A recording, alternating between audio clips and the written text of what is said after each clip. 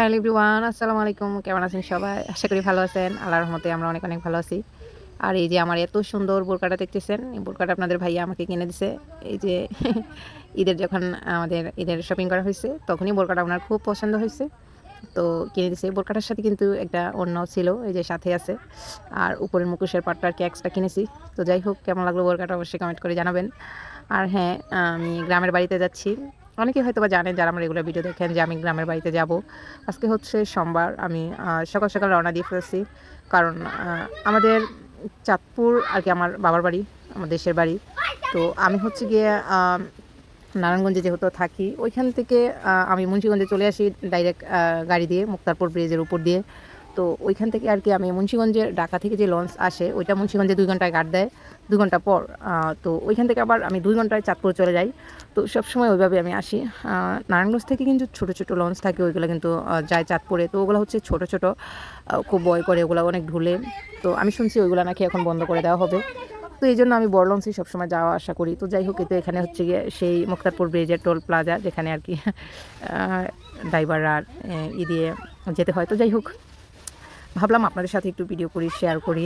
ভিডিওটা কেমন লাগে সবাই অবশ্যই কমেন্ট করে জানাবেন।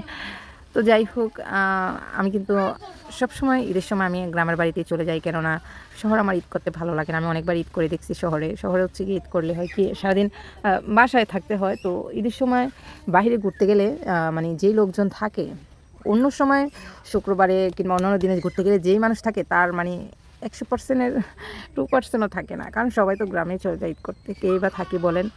তো যাই হোক, এই জন্য আর কি আমি সবসময় গ্রামে চলে যাই ঈদ করতে। আমার গ্রামে ঈদ করতেই ভালো লাগে।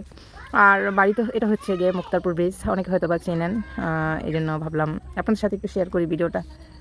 তো যাই হোক, যাদের ভালো লাগবে প্লিজ একটু শেয়ার করে দেবেন ভিডিওটা। আমি ভয়েস দিতে পারতেছি না, একটু সমস্যা হইতেছে, কারণ গ্রামের বাড়িতে আসছি তো।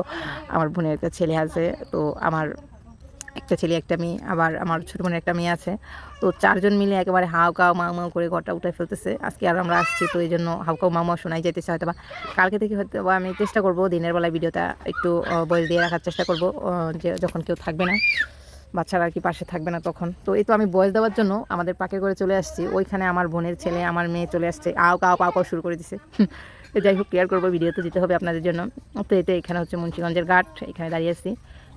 অনেকে এখানে থাকে দাঁড়িয়ে, অনেকে ঢাকার উদ্দেশ্যে যায় এখান থেকে, অনেকে মুন্সিগঞ্জের উদ্দেশ্যে যায়, অনেকে অনেক জায়গায় যায় আর কি।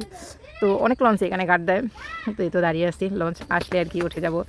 আর এদিকে আমার বাচ্চারা তো ওরা আছে, শুধু ওদের মজা নিয়ে, ওদের জন্য মানে লঞ্চে ওঠার আগে ওদের জন্য এক্সট্রা অনেক মজা কিনে নিতে হয়, ওইগুলো ওরা বসে বসে খায়। তো যাই হোক, এই তো লঞ্চ চলে আসছে, লঞ্চে উঠে গেছি। আর ভাবলাম আপনাদের সাথে একটু শেয়ার করি, ভিডিও করি।